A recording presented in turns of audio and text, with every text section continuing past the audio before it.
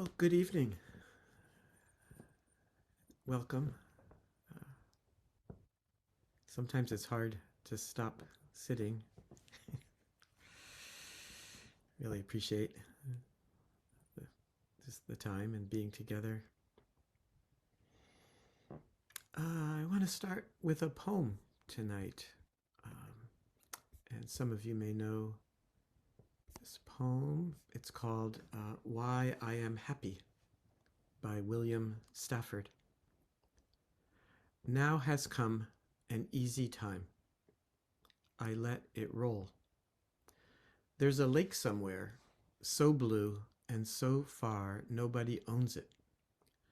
A wind comes by and a willow listens gracefully. I hear all this every summer. I laugh and cry for every turn of the world. Its terribly cold, innocent spin. That lake stays blue and free. It goes on, and I know where it is. Now has come an easy time. I let it roll. There's a lake somewhere so blue and far nobody owns it. A wind comes by and a willow listens gracefully. I hear all this every summer. I laugh and cry for every turn of the world. Its terribly cold, innocent spin. That lake stays blue and free. It goes on, and I know where it is. So the the topic tonight is about right, the power of listening, and what Thich Nhat Hanh calls brave dialogue, and in some way,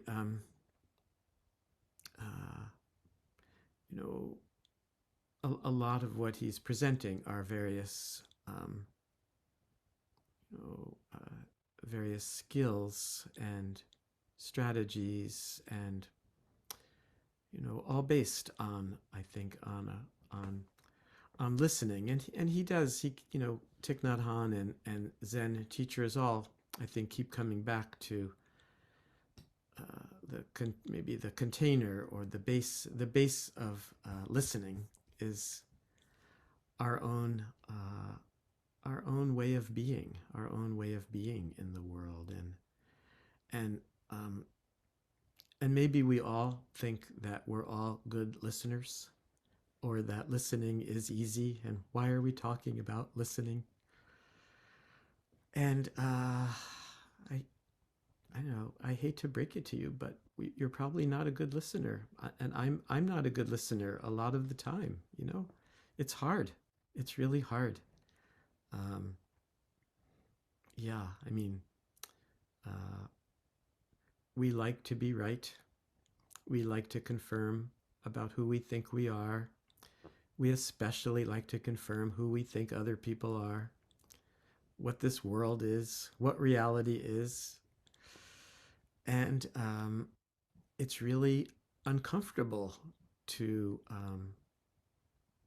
create some space about maybe we're not right. Maybe the way we think about things isn't the only way to think about things. And every time we notice that we're out of alignment with someone else's idea of who they think they are, or who they think we are, then what? How do we contend with that? And that's where I think all of these strategies are really, really important, but none of them will work, I don't think, unless we can touch something deeper. I was just writing today about a conversation that I had with a CEO, a coaching client, in which um, he was saying to me that um, someone who works for him, one of his key leaders, is a really valuable part of his team, and that but this person is someone who has really high standards uh, and can be a bit overbearing and demanding of people at times. And yet, um, he appreciates this person's high standards, but he doesn't appreciate that he notices there's a certain maybe lack of awareness or a certain lack of empathy. And he was like, what do you do? What do you do in these situations? And this is very common. I think this is super common. It comes up a lot in the workplace. The opposite might be that oh, this person is a really good employee, but they they're not precise enough, or they're not always holding to certain standards. But in any case, it's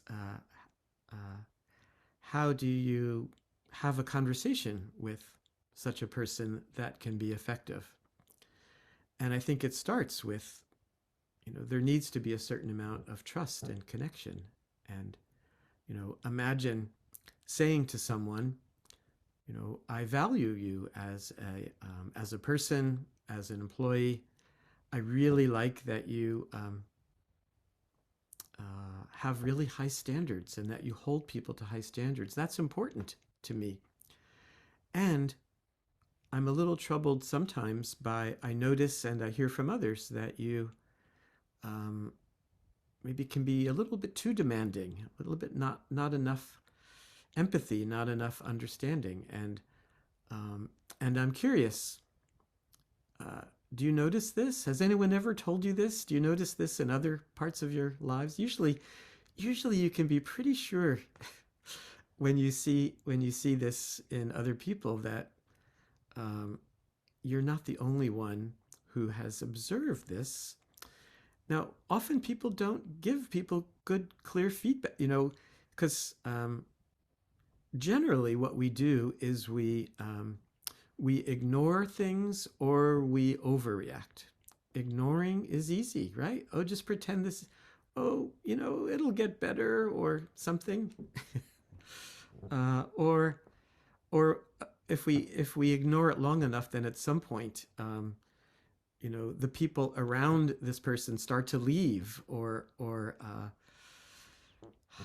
and then you can't ignore it, and then maybe by then you're really angry, so I think in some way this wasn't at all what I was planning to say here tonight. Maybe I want to go back. I want to go back to Thich Nhat Hanh's words now and see if what I'm saying is aligned with what he says. I think that So he says, yeah, if you want to save the planet and transform society, you need brotherhood and sisterhood. You need togetherness. Whenever we speak about the environment or peace and social justice, we usually speak of nonviolent actions or technological solutions, but we forget that the element of collaboration is crucial. Without it, we cannot do anything. We cannot save our planet. Technical solutions have to be supported by togetherness, understanding, and compassion. In order to collaborate, we need to know how to listen deeply and how to speak skillfully, how to restore communication, and how to make communication easier so we can communicate with ourselves and with each other. We may have a lot of goodwill to come together, analyze the situation, draw up the plan, and take action. But if we can't agree, if we only fight with each other, our organization will disintegrate. If we don't know how to help each other, or how to listen, we get angry and become divided. Uh, yes, I feel pretty good. I think I'm saying the same thing, just in uh, different language. I'm talking about a particular relatively mild situation, kind of situation that comes up at work, comes up, with our partners, comes up with our children or parents, right? That there's some, uh, yeah, we feel something that in some way we're not quite aligned. And he's talking about here the maybe the larger lack of alignment. He's someone who lived many years through war, through the Vietnam War, uh, and he's also coming back to the anger that we might feel about the lack of action around climate change, or the people's ability to underreact, to ignore, and maybe other people feeling like we are overreacting. Why are we overreacting? Is it real? Is this really being caused by climate? How do so there's a lot on whether it's in these day-to-day work situations, or life in general, and or the large conflicts, disagreements you know, about abortion or gun rights or immigration. There's no shortage of things to get either feel that we or others are ignoring, or that we or others are overreacting. And and to me, you know, this poem is kind of calling us to find a sense of happiness or satisfaction, right in the midst of the terribly cold and innocent spin of the world, laughing and crying, laughing, sometimes crying, but and and of course, William Stafford is brilliant at metaphors when he says that lake stays blue and free.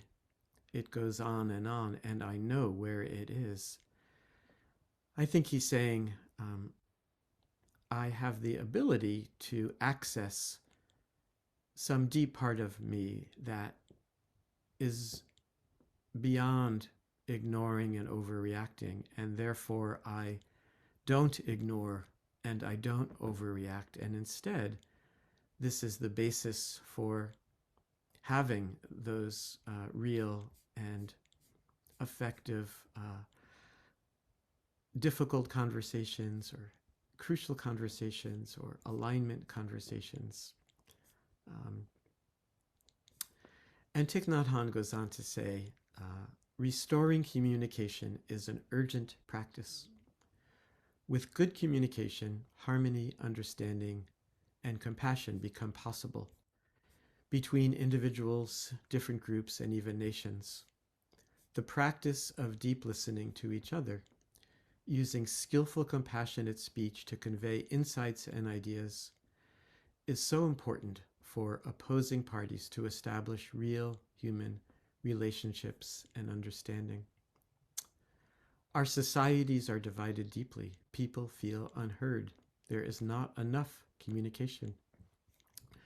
We hear words of blame and judgment from others, and it may touch off our own irritation, anger, and frustration. We need more than just the intention to listen. We need training in how to listen. And I think that training is to come back to be able to access the training, to be able to access that lake, that pool deep within us that is not, it does not knows how to transform ignoring or transform overreaction. And then I really like how he says, if we listen deeply to others, we begin to recognize not only their wrong perceptions, but our own. Practicing deep listening and loving speech can help remove the wrong perceptions that are at the foundation of fear, hatred, and violence. It is my deepest hope that our political leaders can make use of such instruments, and not just our political leaders, but our business leaders, our doctors and lawyers, and everyone. And in this reading, he goes on to talk about, the art of listening and the importance of compassion. And I like the chapter. There's a subchapter called Mastering Anger, in which he gives like a really simple but powerful, I think, kind of a three-step approach to working with anger. And he says, first, pause and look deeply. Second, recognize that everyone is doing their best, or know that you are doing your best. And third, ask for help, ask for support. I thought it was a pretty good three-step approach. And then he goes on and has a subchapter about the art of not hating, right? Looking deeply and discovering that there's suffering everywhere. There's suffering that the people who we hate are so often suffering in their own way. He talks in this reading about bringing healing home, right? Starting with our children, and parents, and then words that heal is the last subsection in which he describes. He says we have to learn to speak to ourselves with greater love and greater understanding and compassion. Again, coming full circle to this poem by William Stafford, right? I hear all this every summer. I laugh and cry for every turn of the world. It's terribly cold, innocent spin. That lake stays blue and free. It goes on, and I know where it is. And then at the end of this section, he has his mindfulness training on loving speech and deep listening. And just maybe read the first part of it, where he says, aware of the suffering caused by unmindful speech and the inability to listen to others, I am committed to cultivating loving speech and compassionate listening in order to relieve suffering and to promote reconciliation and peace in myself and among other people, ethnic and religious groups, and nations. And maybe that's a perfectly good place to stop for now.